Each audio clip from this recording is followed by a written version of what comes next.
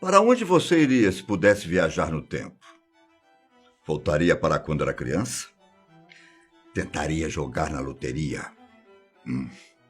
Ao que parece, a Força Aérea dos Estados Unidos descobriu uma forma de driblar as leis do espaço-tempo e decidiu viajar ao passado para comprovar de uma vez por todas a existência de Jesus Cristo, o Messias em pessoa.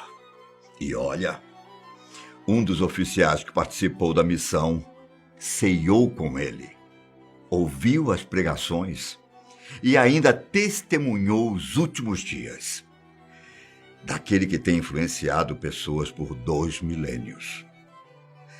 Você pode acreditar ou não no que eu vou te contar agora, afinal, envolve viagem no tempo e elementos de ficção científica.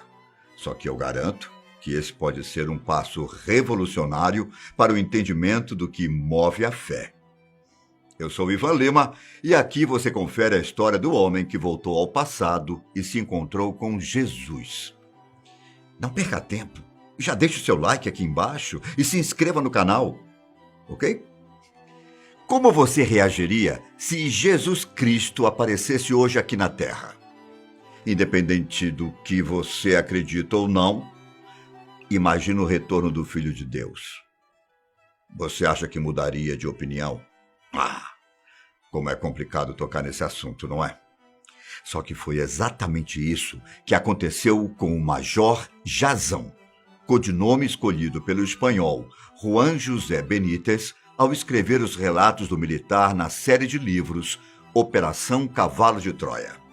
Em 1980, esse mesmo major, que preferiu não ter o nome revelado, chamou o escritor para uma conversa, afirmando ter em mãos documentos ultra-secretos com dados sobre a vida de Jesus Cristo, que nunca foram revelados para a humanidade. Um desses fatos afirma que Deus não exige templos e muito menos rituais para a fortificação da religião, já que a fé e a crença são sentimentos que devem ser vivenciados para serem entendidos.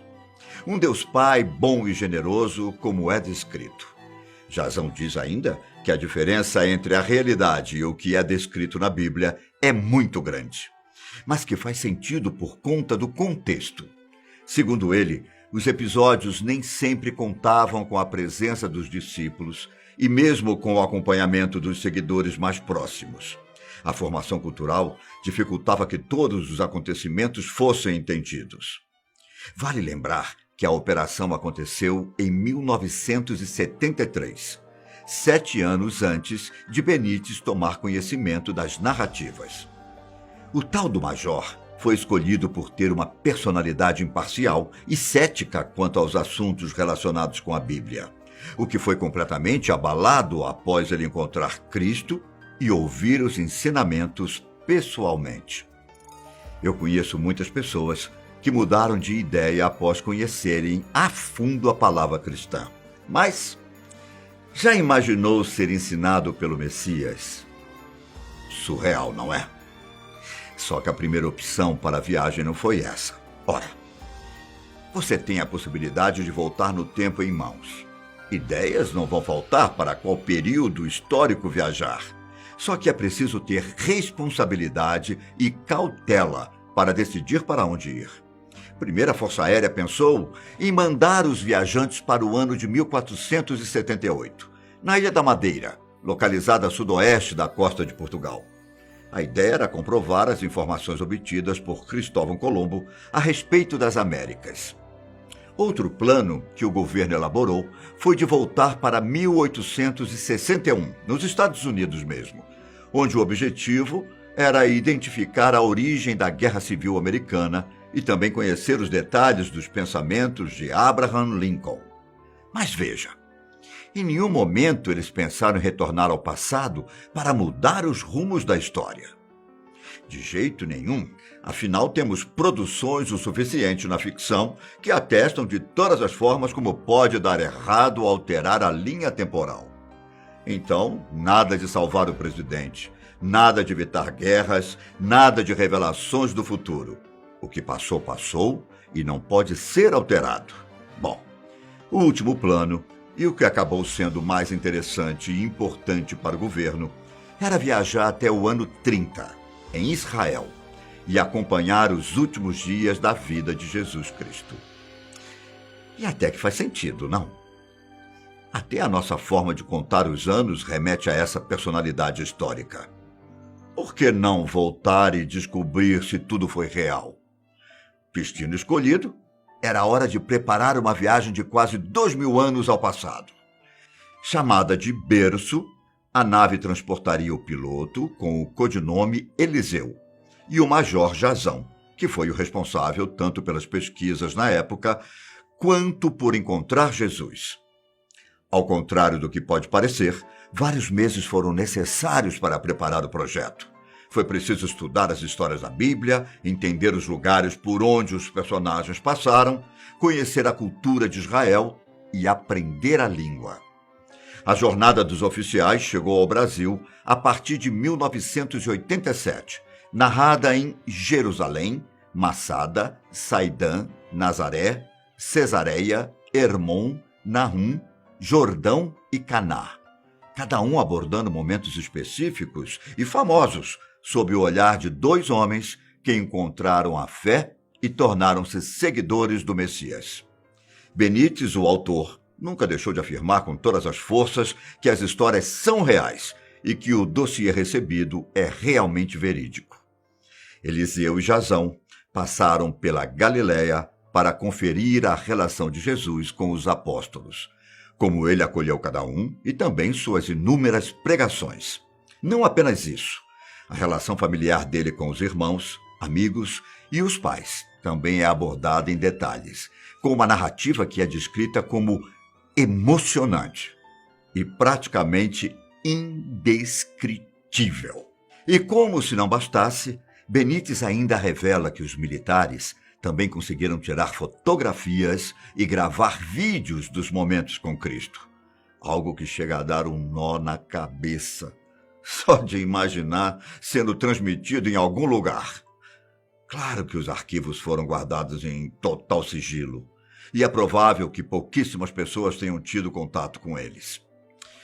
Parafraseando o que é dito em O Código de Da Vinci, tamanha informação seria capaz de renovar e fortificar a fé, ou talvez acabar com ela de uma vez. A expressão cavalo de Troia foi muito mais uma homenagem à história grega do que uma representação ao pé da letra do objetivo da missão.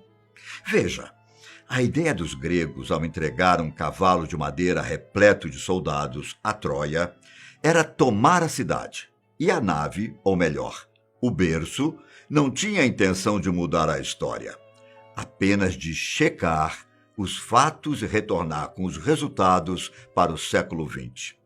O volume 4, por exemplo, aborda os anos desconhecidos de Jesus, os quais não se sabe exatamente o paradeiro dele e o que ele passou, para transformá-lo no homem que conhecemos. É dito que Jesus teve vários trabalhos ao longo da adolescência e o início da fase adulta. De viajante a carpinteiro, a trabalhador de forja e chefe de armazém responsável por abastecer caravanas, o Messias caminhou por todos os cantos, aprendendo sobre o seu povo e entendendo todo o papel que deveria exercer. O major, inclusive, teria até passado por maus bocados durante a aventura, sendo preso em um local subterrâneo e conseguindo fugir tempos depois. Elogiado pela riqueza de detalhes, é possível entender o porquê do tal major ter escolhido passar as informações para frente. Experiências tão ricas e surreais como essas não poderiam morrer no escuro. E ele descobriu que Benítez era a pessoa certa, após ler o livro O Enviado, também escrito pelo autor e lançado em 1979. No material, Benítez narra uma investigação sobre os últimos momentos de Jesus antes da morte. Fato é que o major soube naquele momento que o escritor era a pessoa certa. Me surpreende que essa série de livros ainda não tenha sido adaptada ao cinema. Nas obras, até a Última Ceia contou com a presença dos militares. É dito que Jesus apareceu muito mais vezes para o povo após a ressurreição, e até que a Virgem Maria e Judas não foram tudo o que estava escrito. E isso poderia gerar uma grande reviravolta na igreja, eu imagino. Judas, por exemplo, é descrito como um homem que espera muito mais de Jesus do que realmente era o propósito dele. Judas não entendia que Cristo veio ao mundo para pregar o amor e a mensagem de um Deus Pai. Ele acreditava que Jesus era um homem revolucionário, preparado para acabar com os romanos e libertar os judeus. Talvez tivesse sido essa decepção que o levou a traí-lo. Até João Batista é incluso nessa história, como um homem que falava de um Deus diferente, um Deus vingativo e cruel. Teria Jesus realmente sido tentado pelo diabo no deserto? É mais um dos questionamentos que encontramos na obra.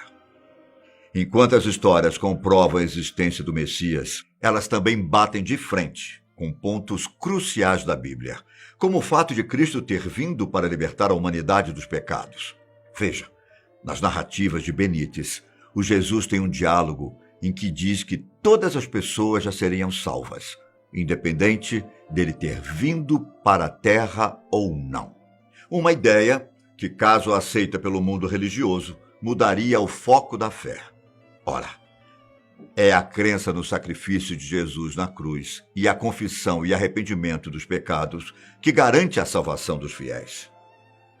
A morte dele é crucial para isso e não apenas um ato simbólico, entende? O autor ainda acrescenta à narrativa conceitos de ufologia, que é o estudo de atividades e assuntos relacionados a objetos voadores não identificados. OVNIs, por exemplo. No momento em que Jesus é crucificado, é dito que as trevas que surgem por conta da morte do Messias ocorrem porque um disco voador teria bloqueado a luz entre o Sol e a Terra. Você acredita que existe muito mais história do que é descrito na Bíblia? Teria a igreja escondido informações de nós? Deixe nos comentários o que você acha da Operação Cavalo de Troia, que eu estou ansioso para ler. Um abraço e até a próxima.